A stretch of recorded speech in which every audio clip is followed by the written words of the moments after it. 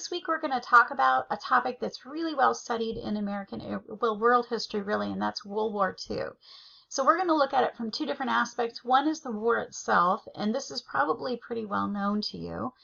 This is, how America fought the war itself. So this is going to be covered in world history and in U.S. history. We're going to obviously take a spin and look at it from more of a U.S. perspective, since this is a U.S. history class.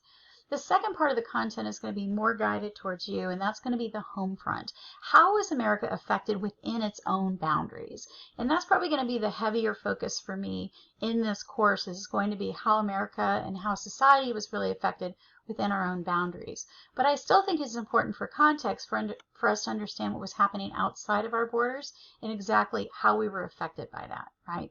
So let's start talking about that. First thing I want to point out is the title of this, which is Fighting for the Four Freedoms. And it's named this because these were created by FDR. FDR is going to be the president that leads us not only through the Great Depression and the New Deal, but he's also going to lead us through World War II. And of course, he was president for a ridiculous amount of time, right? But not just that, his communication skills, and even before Pearl Harbor happened, FDR created these things known as the Four Freedoms. Freedom from fear, the freedom from want, and the freedom of religion, and the freedom of speech. And so these are his four aims that he issues to the American public, and really kind of preparing them for our entrance into the war before it even happened. So let's talk about this a little bit. There's a great clip that is actually going to cover this idea pretty well by some historians from the History Channel. And essentially, it talks about how a lot of historians do not look at World War I and World War II as two separate wars. It's really one major conflict that takes a 20-year break. And the reason for this is really because of the Treaty of Versailles, right? The Treaty of Versailles itself in World War I was heavily punishing Germany. And so, they're going to be the ones that suffer the brunt of the war, although all nations really suffer during World War I. And they're really going to be the ones that, it's going to be a little bit easier to blame other people because of their suffering, which is one of the reasons why Hitler not easily, but comes into power. Okay, so one thing that I want to point out is this rise in totalitarianism. So this happens really post-World War I in a lot of aspects, because when countries are, their government is pretty scattered, it's not very well organized, sometimes they go down one route. Either they go down the route like of democracy, or they go down the route of being led by somebody who's going to protect, under the pretenses of protecting the country. And this was really totalitarianism, okay? There's no individual rights in a totalitarian government. Government controls all aspects, the media, everything, okay? Also, there's a big aspect, and you'll note this, where the schools and the youth are basically brainwashed into one particular narrative to think about of that country. And so this is kind of this dangerous totalitarianism that really begins to rise in, before World War II. So one of the people that does this is Joseph Stalin.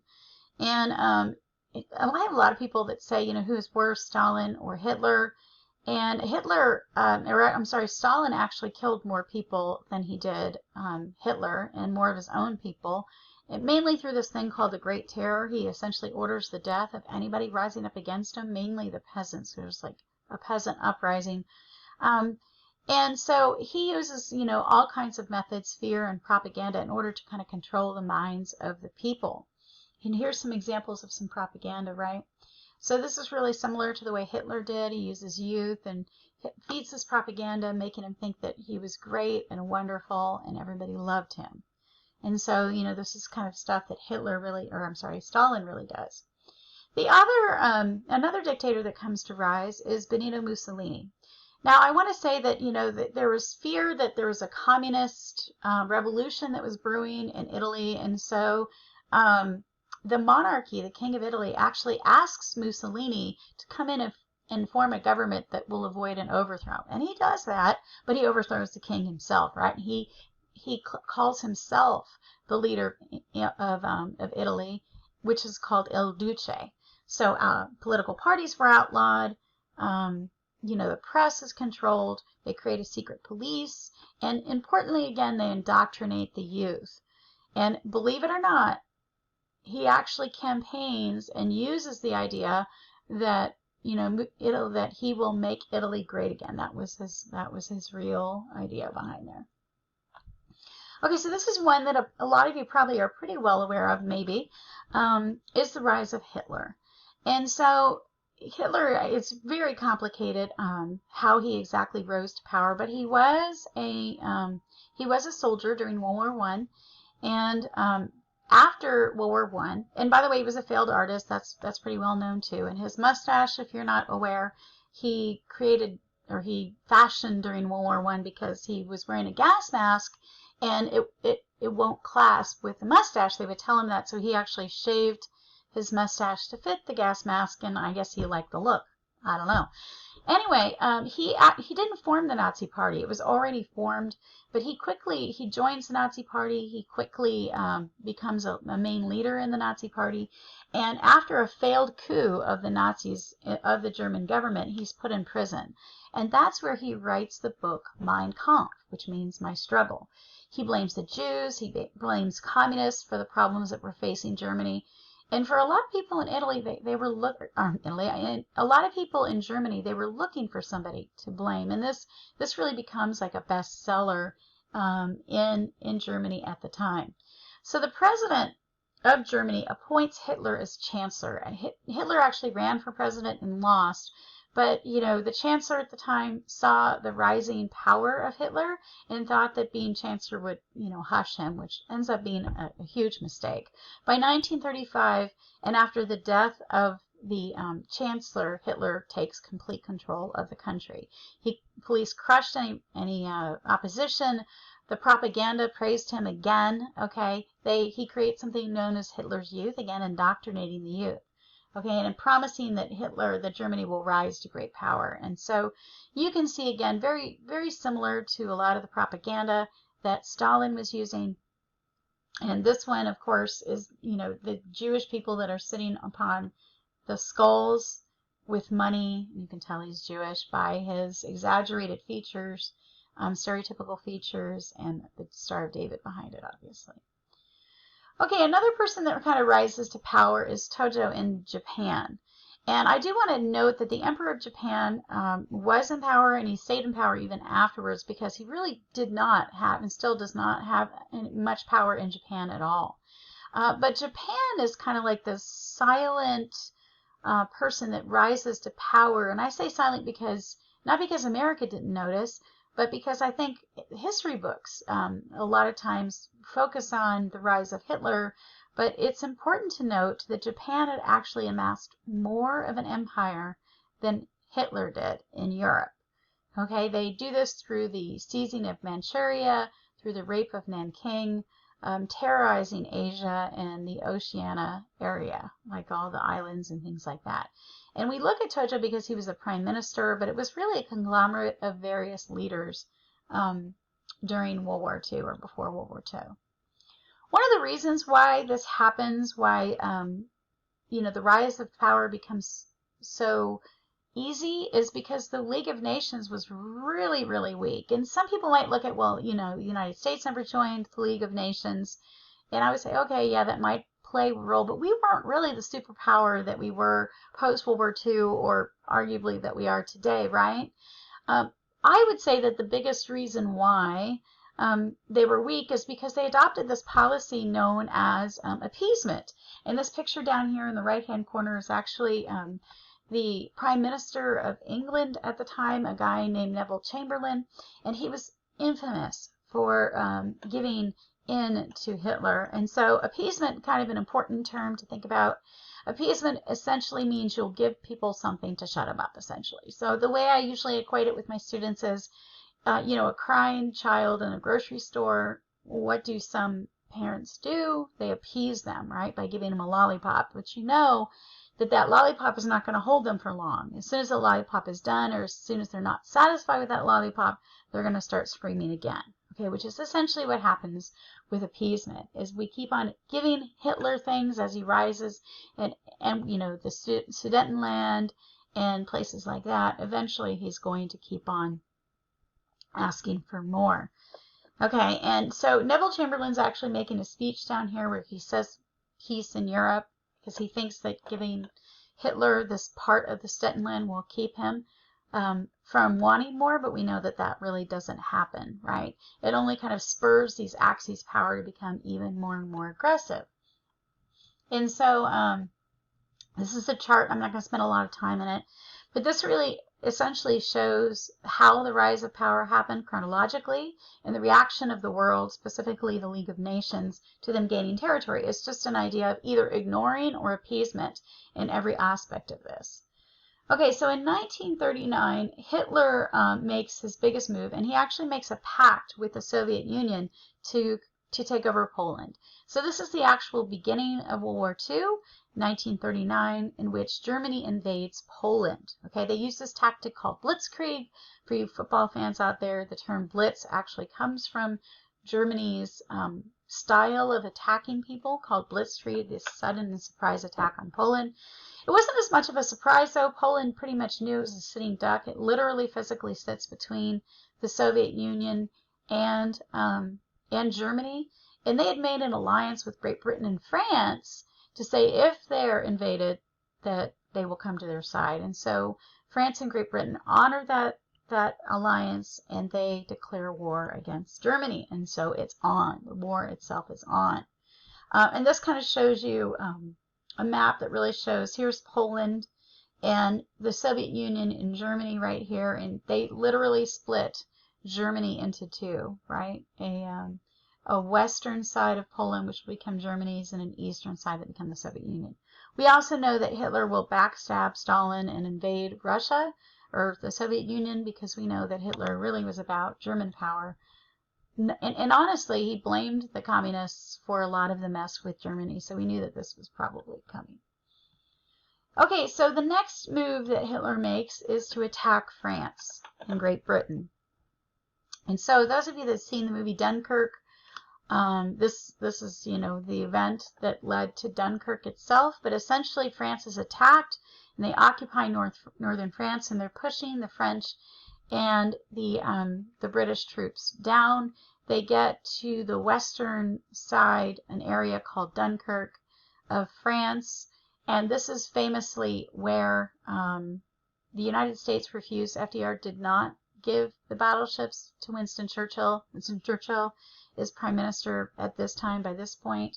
And then Churchill famously, he gains the power, gets help from merchant ships, right? And they come and they evacuate people from Dunkirk, known as the Miracle of Dunkirk. And a lot of people say this was this big turning point, because had the British military succumbed at Dunkirk, they might have fallen in the war, right? But, Britain keeps on holding out. Churchill was a beast. He would refuse to give up. And I always tell, like I've always said, there's always a president or a leader at the right time in history for the right place. Churchill maybe wouldn't have been the right person at all times in British history, but certainly he was definitely the one that needed to lead the nation during this time. And this kind of shows you like the map of Axis aggression, what was happening at this point. America itself is pretty divided. We have a large group of people that are isolationists, and this is really because of World War I and the way they felt. And a matter of fact, as things were becoming more and more tense in Europe, the Congress passes a series of neutrality acts. The last one was known as like a cash and carry policy, where essentially we stated that we would sell goods to Europe, to the Allies, that is, specifically, but they would have to pay cash up front and they would have to carry it out, right? We wouldn't send our ships into the war zone of the Atlantic for obvious reasons, because of the German U-boats and everything like that from World War I, and pay cash, possibly because a couple reasons. Number one, because we needed the money. We're in the Great Depression. But the other thing really was because we were probably afraid we would never see the money again, right? We'd never get that kind of money back. So America is pretty divided during the war. So the view of the isolationists, essentially, and this comes from like the America First Committee, led by Charles Lindbergh, actually, the aviation hero. They really wanted to stay neutral in the war and avoid bloodshed. Famously, Jewish artist and cartoonist Dr. Seuss, he is constantly antagonizing the isolationists with political cartoons, really because they wouldn't go into the war and views it as very stupid. And you can tell from some of these political cartoons that he felt that way. He made so many political cartoons during this time about World War II and the fact that America was isolationist at first, that there's a book that you can actually get on Amazon called Dr. Seuss Goes to War. It's a super interesting look into Dr. Seuss's mentalities. The interventionists, like Dr. Seuss, create something called the Committee to Defend America by Aiding the Allies. This is led by Edward R. Murrow, the CBS news broadcaster. He not only talked about the blitzkrieg tactics of Germany, he also hints at the possibility and the rumors of these death camps that were coming up. And I want to point out that not everybody believed that death camps were really a thing. They didn't really believe this was happening. But he believed that in order to ensure America's safety, we had to help the Allies, that this would eventually come into our house. But of course, the one thing that really drags everybody into the war is Pearl Harbor, right? So everybody becomes an interventionist. This is different than World War I because there were a lot of people all throughout the war in World War I that felt that we shouldn't have been involved at all. But when we are attacked in Pearl Harbor on December 7th in 1941, there's no more debate, right? The debate is over.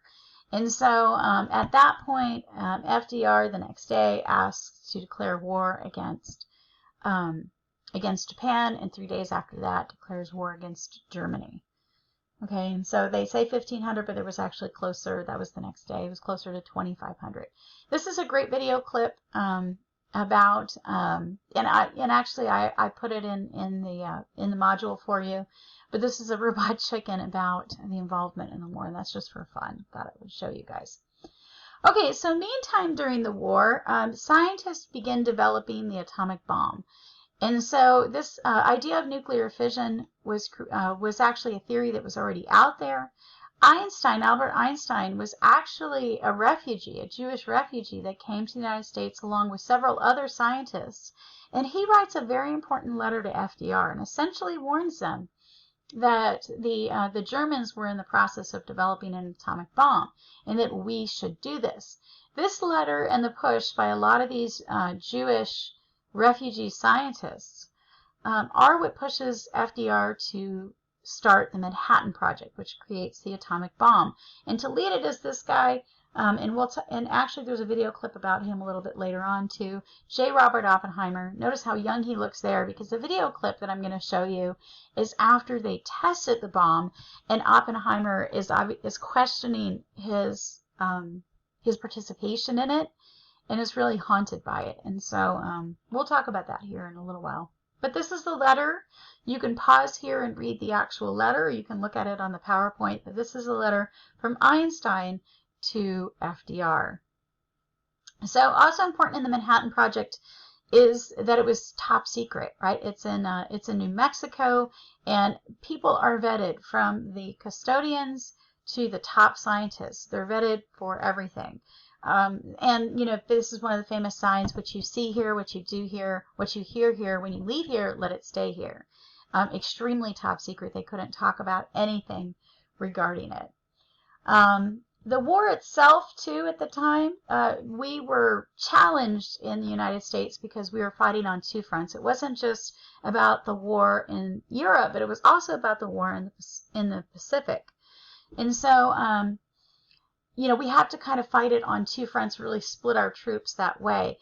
When meeting with Churchill was thought that really that Hitler was the greater threat, and obviously it was on his doorsteps. So he agreed to help the United States after they defeated Hitler, but his focus was in Europe.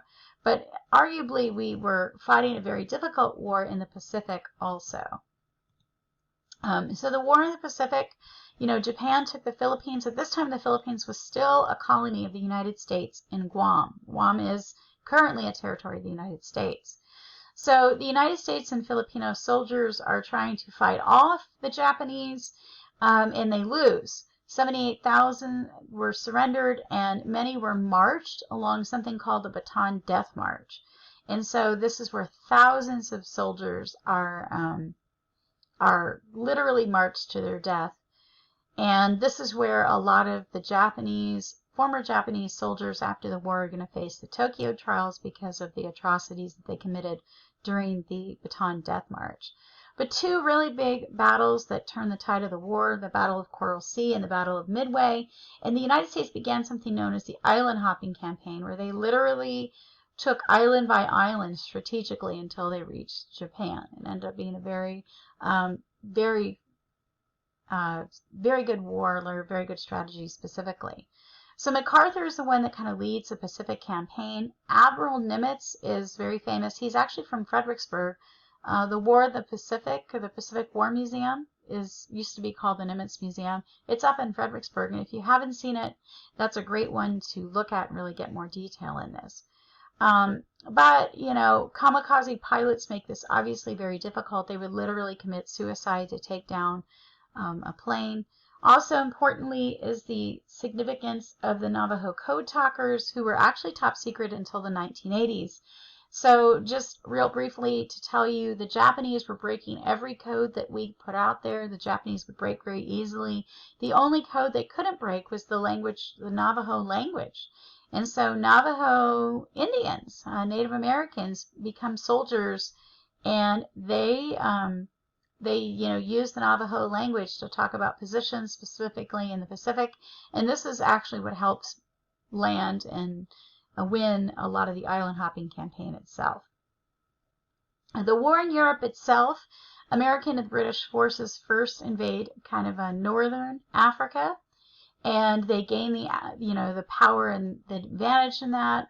In 1943, they slowly move from northern Africa up to Sicily and Italy. Sicily falls, and Mussolini is caught and assassinated.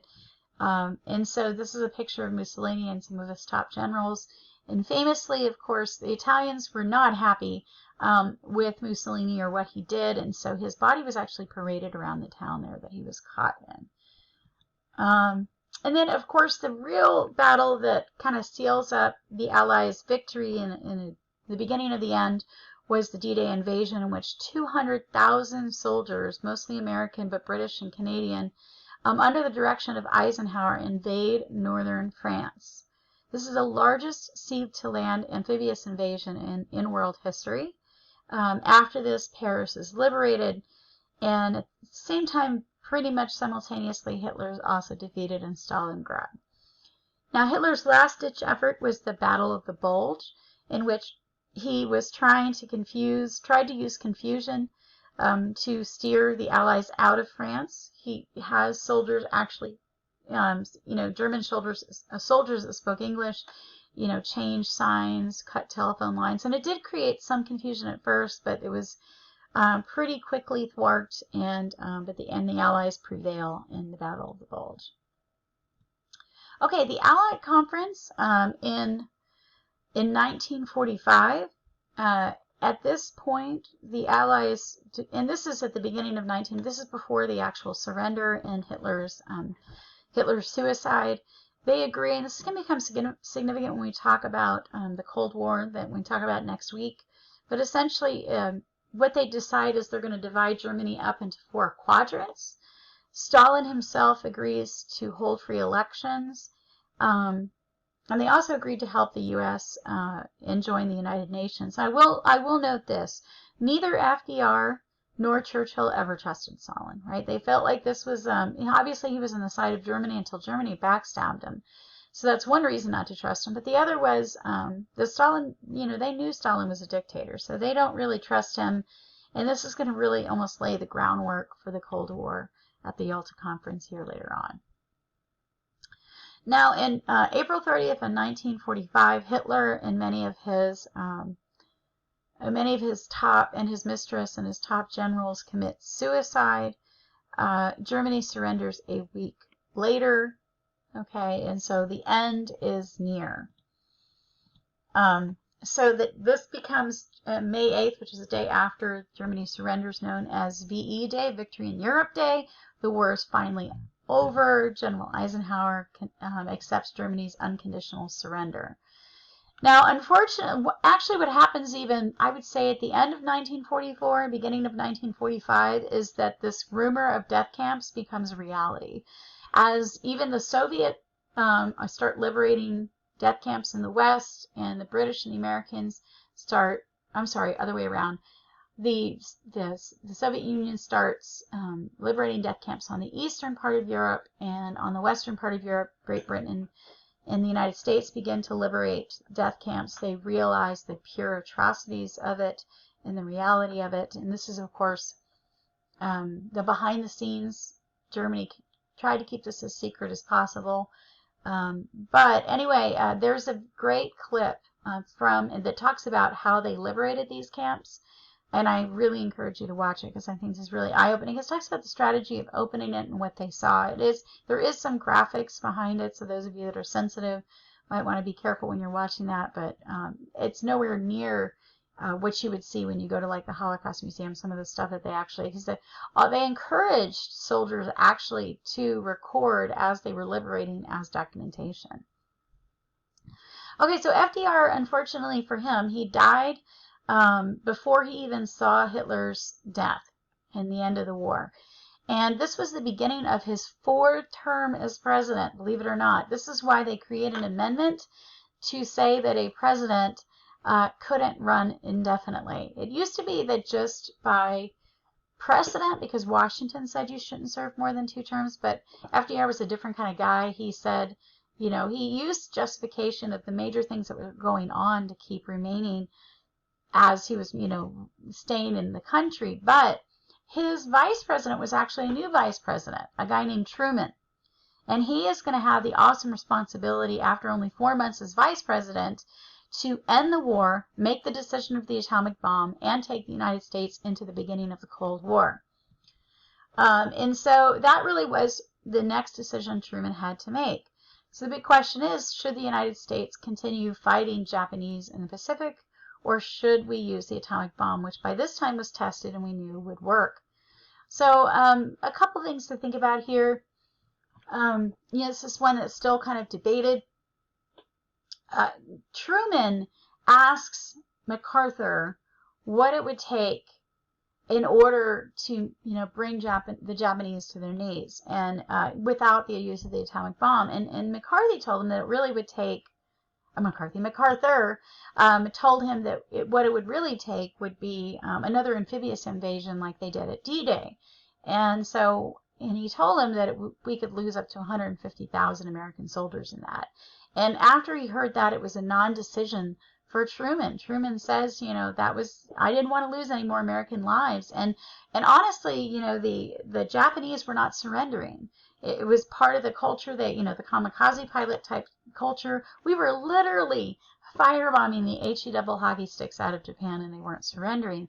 And so this to Truman became like a non-decision to him. He said the atom bomb was no great decision. It was used in the war, and for your information, there were more people killed by firebombs in Tokyo, I don't know if that's true, than dropping of the atomic bombs accounted for. It was merely another powerful weapon in the arsenal of righteousness. The dropping of bombs stopped the war, saved American lives, or the millions of lives. So the last thing here is the atomic bomb dropping. President Truman, he makes that decision, and on August 6th, the atomic bomb was dropped, instantly killing 60,000 people, and of course many people died later on of radiation. But 3 days later, Japan hadn't surrendered yet. August 9th, Nagasaki, another 35 instantly killed. The real question, I think, is, did we have to drop the second? Should we wait longer? I don't know what the answer to that is. Maybe they wouldn't have surrendered. But either way, after the second bombing, that does bring the end. This is some pictures from Hiroshima and some pictures of Nagasaki. This brings the end of the war, August 14th of 1945, known as VJ Day. And MacArthur famously said, "Today the guns are silent, the skies no longer rain death, the entire world is quietly at peace." And that is the end of the war. So that's where we'll leave it for you. Remember that you definitely do need to do the content on The home front, that's really what the discussion question is going to focus on. But I hope you have found some of this interesting and learned a little bit something that maybe you didn't know before. Have a great week.